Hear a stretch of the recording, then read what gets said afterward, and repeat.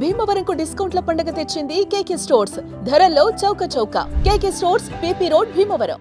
పహల్గాం ఉగ్రదాడిపైన ఎన్ఐఏ తన ప్రాథమిక నివేదికను కేంద్ర ప్రభుత్వానికి సమర్పించనుంది.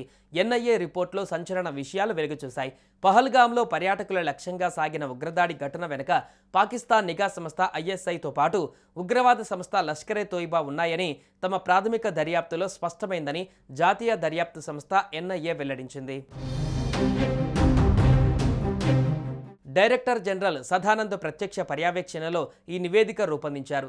దాదాపు 150 మంది చెప్పిన సాక్ష్యాలు, దాడి జరిగిన తీరుపైన 3Dలో పునఃసృష్టి చేసిన దృశ్యాలు, సంఘటన ప్రదేశంలో దొరికిన ఆయుధాల సంబంధిత ఆధారాలు సహా పలు వివరాలతో కూడిన రిపోర్టును సిద్ధం చేశారు.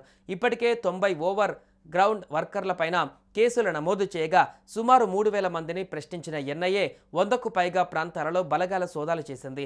దీంతో పాటు పహల్గాంలోని బైసరాన్కు వెళ్లి దర్యాప్తు పురోగతి గురించి స్వయంగా పర్యవేక్షించారు ఎన్ఐఏ డైరెక్టర్ జనరల్ సదానంద్. ఇక ఈ నివేదికలో సంచలన విషయాలు బయటకు వచ్చాయి. పాక్ నిఘా సంస్థ ఐఎస్ఐ ఆదేశాల మేరకే ఈ దాడిని లష్కరే తోయిబా అమలు చేసిందని తెలిపింది. ఈ దాడికి సంబంధించిన పథక రచన అంతా పాకిస్తాన్లోనే జరిగిందని పేర్కొంది. ఈ దాడిలో పాల్గొన్న ఉగ్రవాదులలో హష్మీ ముసా అలియాస్ సులేమాన్ అలీభాయ్లు పాకిస్తాన్ జాతీయులను ఎన్ఐఏ తేల్చి చెప్పింది. ఈ దాడిపైన తాము పలువురిని అదుపులోకి తీసుకుని ప్రశ్నించగా పలు కీలక విషయాలు వెలుగులోకి వచ్చాయన్నారు. పహల్గాం ఘటన జరిగిన సమయంలో ఈ దాడికి పాల్పడిన ఉగ్రవాదులు పాకిస్తాన్లోని ఉగ్రవాదులతో నిరంతర సంభాషణలు కొనసాగించారని తెలిపింది. అలాగే ఈ ఉగ్రదాడి ఎక్కడ చేయాలని, ఏ సమయంలో చేయాలి తదితర అంశాలన్నీ పాక్లోని ఉగ్రవాదులు ఆదేశాలకు అనుగుణంగానే సాగిందని ఎన్ఐఏ వివరించింది.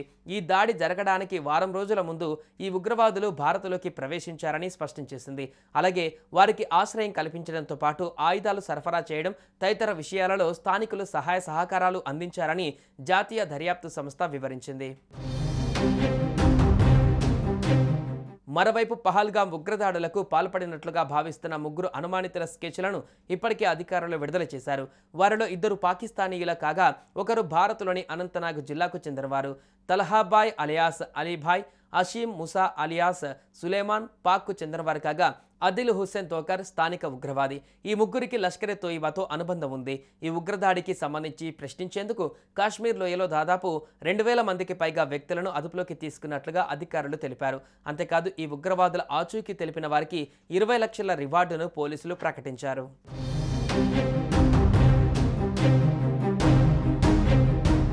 సుమన్ టీవీలో మీ పర్సనల్ అండ్ బిజినెస్ ప్రమోషన్స్ కోసం కింది నెంబర్కి కాంటాక్ట్ చేయండి.